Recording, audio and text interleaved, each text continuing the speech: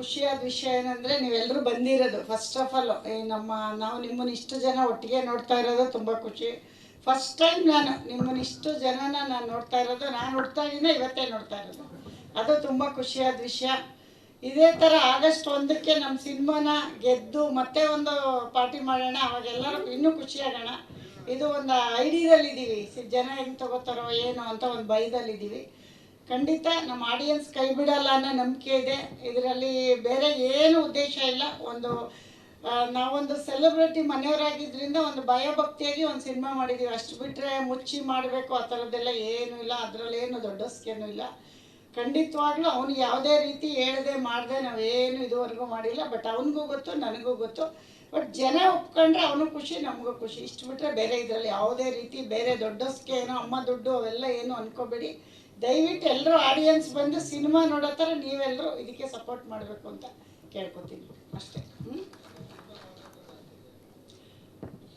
ಅದಕ್ಕೆ ಅದೇ ಮನೇಲಿದ್ದಾರಲ್ಲ ಬಾಸ್, ಅವ್ರನ್ನ ನೋಡಿ ಇನ್ಸ್ಪೈರ್ ಆಗಿದ್ದು. ನಾವು ಪ್ರೊಡ್ಯೂಸರ್ ಆಗಿ ತುಂಬ ಕಷ್ಟಗಳಿರ್ತಿತ್ತು ಒಂದು ಟೈಮಲ್ಲಿ.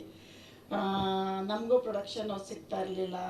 ಸಿಕ್ಕಿದರೆ ಸರಿಯಾಗಿ ಅವಕಾಶಗಳು ಏನೆಲ್ಲ ಇರುತ್ತಲ್ಲ, ಅದು ಒಂದು ಮತ್ತೆ ಹೇಳೋಣ ಒಂದು ದಿವಸ. ಒಂದು ತುಂಬ ಒಳ್ಳೆ ಗೆದ್ವಿ ಅಂದಮೇಲೆ ಹೇಳೋಣ. ಈ ಒಂದು ಪಿಕ್ಚರ್ಗಲ್ಲ, ನಾವು ತುಂಬ ದೂರ ಹೋದ್ಮೇಲೆ ಹೇಳೋಣ. ಇವತ್ತು ಯಶು 25 ವರ್ಷ ಆದಮೇಲೆ ನಿಮಗೆ ರಾಕಿಂಗ್ ಸ್ಟಾರ್ ಅಂತ ಕಾಣಿಸ್ಕೊಂಡಿದ್ದಾರೆ. ಅದ್ರ ಹಿಂದೆ ಪಟ್ಟಿರೋ ಕಷ್ಟಗಳು ಯಾರಿಗೂ ಕಾಣಲ್ಲ.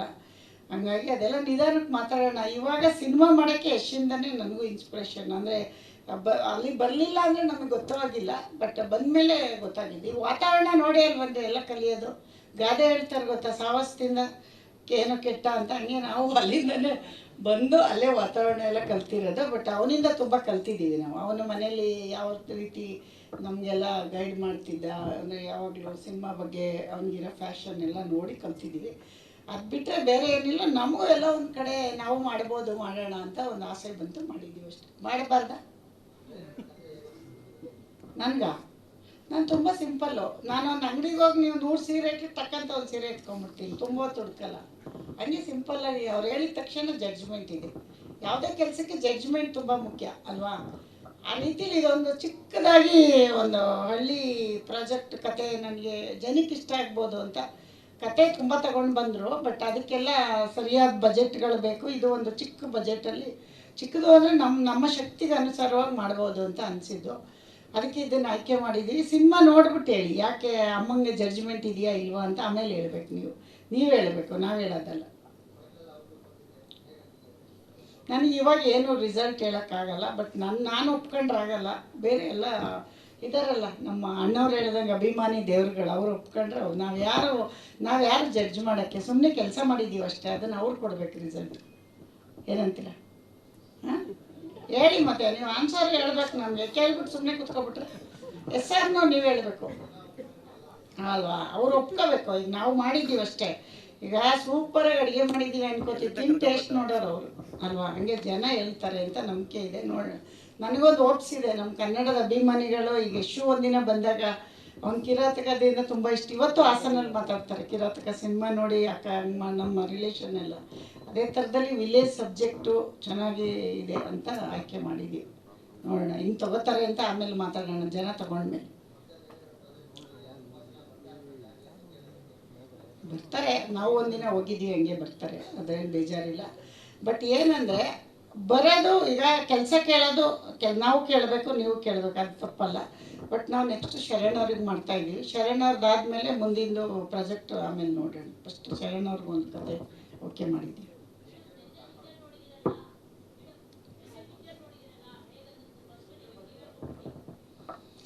ನಾನು ಅಷ್ಟೊಂದು ಜಡ್ಜ್ಮೆಂಟ್ ಕೊಡೋಷ್ಟು ದೊಡ್ಡವಳಿಲ್ಲ. ಬಟ್ ನಮ್ಮ ಕೂಸು ನಮಗೆ ಚೆನ್ನಾಗಿರುತ್ತೆ, ಅದು ನಾನು ಹೇಳ್ಬಾರ್ದು, ನೀವೆಲ್ಲ ಹೇಳಬೇಕು ಅಂತಲೇ ನಾನು ಇವತ್ತವರೆಗೂ ನನಗೆ ಒಂದು ಏನೋ ಒಂದು ತಕ್ಕಮಟ್ಟಿಗೆ ಒಂದು ಆಯ್ಕೆ ಮಾಡಿದ್ದೀವಿ ಅಂತ ಒಂದು ಇದೆ. ಜನ ಹೇಳಿ 1ನೇ ತಾರೀಕು ಮೇಲೆ ಜನಕ್ಕೆ ತುಂಬ ಆಮೇಲೆ ಏನೋ ತುಂಬ ಹೇಳ್ಕೊತಿದ್ರು ಅಂದ್ಬಿಡ್ತಾರೆ. ಒಂದು ಪ್ರಯತ್ನ ಪಟ್ಟಿದ್ದೀವಿ, ಅದನ್ನು ಜನ ಕೊಡಲಿ, ಆಡಿಯನ್ಸ್ ಕೊಡಲಿ ಅಂತ.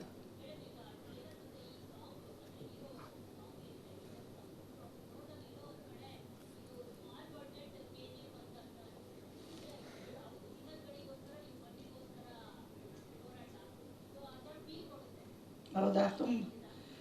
ಅಲ್ಲ, ನೀವು ಹಂಗೆ ಅನ್ಕೊಂಡ್ರೆ ಒಳ್ಳೇದೇನೆ. ಬಟ್ ಅವರಷ್ಟು ಚಿನ್ನ ತೆಗಿಯೋಕ್ಕಾಗ್ದಿದ್ರು ಮಣ್ಣಾರು ತೆಗ್ದಿದ್ದೀವಲ್ಲ. ಅಷ್ಟೇ ಅಲ್ವ. ಚಿನ್ನಕ್ಕೆ ಬೆಲೆ ಜಾಸ್ತಿ, ಮಣ್ಣು ಈಸಿಯಾಗಿ ಗೆಲ್ಬೇಕಾದ್ರೆ ನಮ್ಮನೆ ತೋಟದಲ್ಲೂ ಸಿಗುತ್ತಲ್ಲ. ಹಂಗಾಗಿ ನಮ್ಮ ಪ್ರಯತ್ನ ನಾವು ನಮ್ಮ ತಕ್ಕ ಮಟ್ಟಿಗೆ ಮಾಡಿದ್ದೀವಿ ಅನ್ಕೋಬೋದೇನು.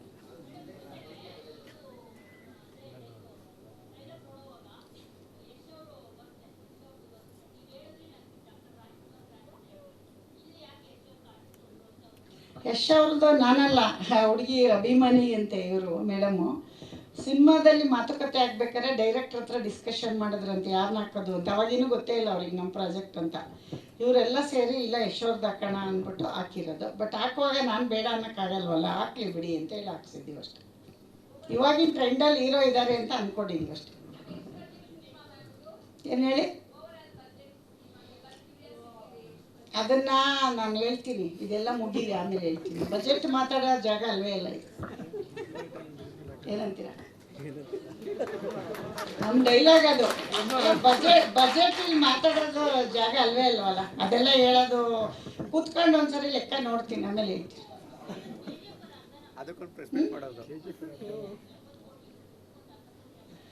ಅಷ್ಟೊಂದು ದೊಡ್ಡವರಿಲ್ಲಮ್ಮ ನಾವು. KGF ನಮ್ಮ ವಿಜಿ ಸರ್ ತುಂಬ ಚೆನ್ನಾಗಿ ಮಾಡಿದ್ದಾರೆ, ಅವ್ರಿಗೆ ಈ ಮುಖಾಂತರ ನೆನೆಸ್ಕೋತೀವಿ. ಅವರಂಥ ಪ್ರೊಡ್ಯೂಸರ್ಸು ಈಗ ಬಂದಿದ್ದಾರಲ್ಲ KVN ಅವರೆಲ್ಲ ಬರಲಿ. ನಾವು ಅದನ್ನು ನೀವು ಸಿನಿಮಾ ನೋಡಿ ಅಷ್ಟು ಅಂದ್ಕೊಂಡಿದ್ದೀರಾ ಅಂದರೆ ಅದು ನಿಮ್ಮ ದೊಡ್ಡತನ. ಅಮ್ಮವ್ರು ಇಷ್ಟು ಹಾಕಿದ್ದಾರೆ ಅಂತ. ಬಟ್ ಅಷ್ಟೊಂದೆಲ್ಲ ಇಲ್ಲ. ನಾವೇನಂದರೆ ಕಾಟನ್ ಸೀರೆ ಉಟ್ಕೊಂಡ್ರೆ ನಿಮಗೆ ರೇಷ್ಮೆ ಸೀರೆ ಥರ ಕಾಣಿಸ್ತಾ ಇರ್ಬೋದು ಅಷ್ಟೇ.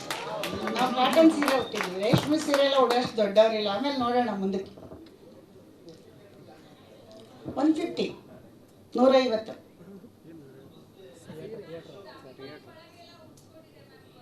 ಹೌದಾ, ಒಳ್ಳೇದಲ್ವಮ್ಮ. ಎಲ್ಲರೂ ಬೇಕು ಅಂತ ಏನೇನೋ ಮಾಡ್ತಾರೆ, ನಮಗೆ ಪಾಪ ಬರೀ ಮಾತಾಡಿದ್ಕೆ ಉಟ್ಕೊಂಡವ್ರೆ ಅಂದರೆ ನಾವು ಖುಷಿ ಪಡಬೇಕಲ್ವ.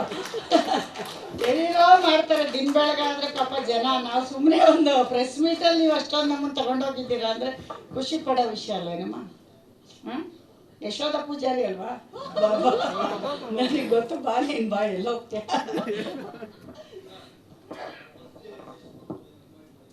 ಬರ್ತಾರೆ, ಕಾಯ್ತಾರೆ ಥಿಯೇಟ್ರ್ ಹತ್ರ. ಯಾವ ಥಿಯೇಟ್ರ್ ಹತ್ರ ಅಂತ ಗೊತ್ತಿಲ್ಲ, ಗೌಪ್ಯವಾಗಿ ಬರ್ತಾರೆ. ಯಾವ ಥಿಯೇಟ್ರು ಅಂತ ಹೇಳಲ್ಲ, ಅನೌನ್ಸ್ ಮಾಡಲ್ಲ. ಬರ್ತಾರೆ, ಖಂಡಿತ ಬರ್ತಾರೆ.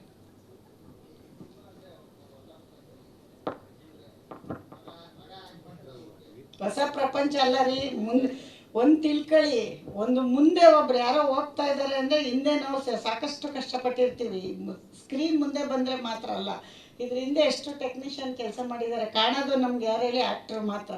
ಅದ್ರ ಹಿಂದೆ ಟೀ ಕೊಡೋ ಹುಡುಗನಿಂದ ಕಷ್ಟಪಟ್ಟಿರ್ತಾನೆ. ನನಗೆ ಮನೇಲಿ ನಾವು ತುಂಬ ಕಷ್ಟಪಟ್ಟಿದ್ದೀವಿ. ಆ ಕಷ್ಟ ಇಲ್ಲಿ ಹೇಳೋಕ್ಕಾಗಲ್ಲ. ಅದನ್ನು ಒಂದ್ಸರಿ ಹಿಸ್ಟ್ರಿ ಮಾಡೋಣ. ನಾವೇನು ಕಷ್ಟಪಟ್ವಿ, ನಾವು ಹೆಂಗೆ ಬಂದ್ವಿ, ನಾವು ಯಾವ ಥರ ಈ ಸಿನಿಮಾ ರಂಗಕ್ಕೆ ಕಷ್ಟಪಟ್ಟು ಇವತ್ತು ಯಶಾಗಿದ್ದಾನೆ ಅಂತ ಅದು ಆಮೇಲೆ ಹೇಳೋಣ.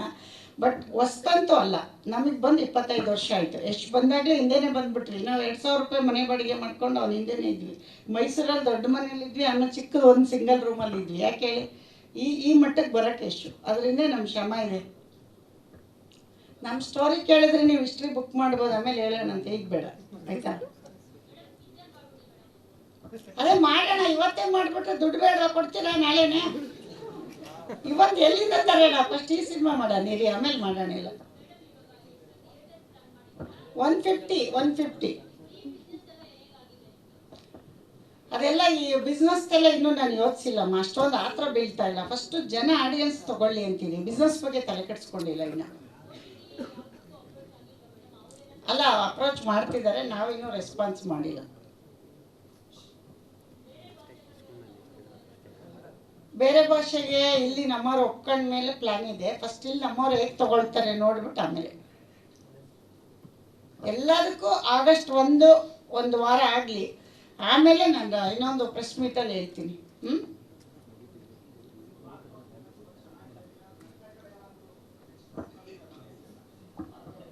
ನಟನೆ ಇದೇ ನಟನೆಗೆ ಮಾತಾಡ್ತಿದ್ವಲ್ಲ, ಇದನ್ನೇ ನೀವು ನಟನೆ ಅಲ್ಲ.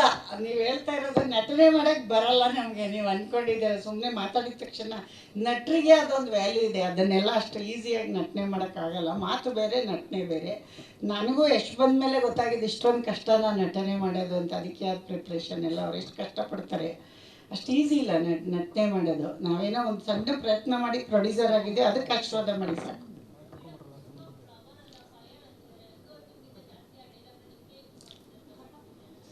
ನೀವು ಆಡಿಯನ್ಸ್ ಹೇಳೋರನ್ನ ಕೇಳಿ, ನನಗೇನು ಗೊತ್ತು. ನನಗೆ ಯಾರು ಹೇಳ್ತಾವ್ರೆ ಅಂತಲೂ ಗೊತ್ತಿಲ್ಲ. ಹೌದಾ? ಇರು ನಿಂಗೆ ಮಾಡ್ತೀನಿ. ಅವಳು ಯಶೋಧ ಪೂಜಾರಿ. ಅಲ್ಲಮ್ಮ, ಅವನೆಲ್ಲಿ ನಾನೆಲ್ಲಿ, ಅವನು ಎಷ್ಟು ಹೆಸರು ಮಾಡಿದ್ದಾನೆ. ಅದೇನಾಗಿದೆ ಗೊತ್ತಾ, ಹೂವಿಂದ ನಾರು ಹೋಗುತ್ತಲ್ಲ ಹಂಗೆಲ್ಲ ಅವನ ಜೊತೆ ನನ್ನ ಕರ್ಕೊಂಡು ಹೋಗ್ತಾವ್ರಷ್ಟೇ. ಅದು ಮೊದಲಿಂದ ಕರೀತಾರೆ ಬಿಡಿ, ಮನೆಯಲ್ಲೆಲ್ಲ ಮಕ್ಕಳೆಲ್ಲ ಕರೀತಾರೆ. ನನ್ನ ನನ್ನ ಮನೆ ಕೆಲಸದ ಹುಡುಗರೆಲ್ಲ ಬಾಸ್ ಅಂತಿದ್ರು ನನಗೆ. ಈಗ ಯಶಿಗೆ ಬಾಸ್ ಅಂತಾರೆ, ಅದು ಮಾಮೂಲಿ ಇರುತ್ತೆ. ಈಗ ಗೊತ್ತಾಗಿದೆ ನಿಮ್ಗಷ್ಟೇ. ಅಷ್ಟೇ ಏನಿಲ್ಲ, ಟ್ಯಾಲೆಂಟ್ ಅಲ್ಲ ಅದು. ಸುಮ್ಮನೆ ಈ ಥರ ಮಾತಾಡಿದ್ದನ್ನೇ ಅಂದ್ಕೊಂಡು. ಟ್ಯಾಲೆಂಟ್ ಅಂದರೆ ಬೇರೆ ಇರುತ್ತೆ ಬಿಡಿ, ಹಾರ್ಡ್ ವರ್ಕ್. ಆಮೇಲೆ ಆರ್ಟಿಸ್ಟ್ ಎಲ್ಲ ಬೈಕತ್ತಾರೆ ನಾನು. ಇಲ್ಲ, ಬರೋದೇ ಹೆಂಗೆ ಸರ್, ಮಾತಾಡೋಕ್ಕೆ ಬರಲ್ಲ. ನಾವು ಹಾಸನ ಕಡೆಯವರಲ್ವಾ, ನಮಗೆ ತುಂಬ ನೈವಾಗಿ ಮಾತಾಡೋಕ್ಕೆ ಬರಲ್ಲ, ಅಂದರೆ ಸ್ಮೂತಾಗಿ ಬರಲ್ಲ. ನಾವು ಹಳ್ಳಿ ಭಾಷೆ ಇರೋದೇ ಹಿಂಗೆ ನಮ್ಮದು. ಈಗ ಮಂಗಳೂರು ಭಾಷೆನ ನಮ್ಮ ಭಾಷೆ ಥರ ಮಾತಾಡಿ ಅಂದರೆ ಅವ್ರಿಗೆ ಬರಲ್ಲ. ಹಾಸನವ್ರದ್ದು ನಮ್ದು ಈ ಥರ ಭಾಷೆ.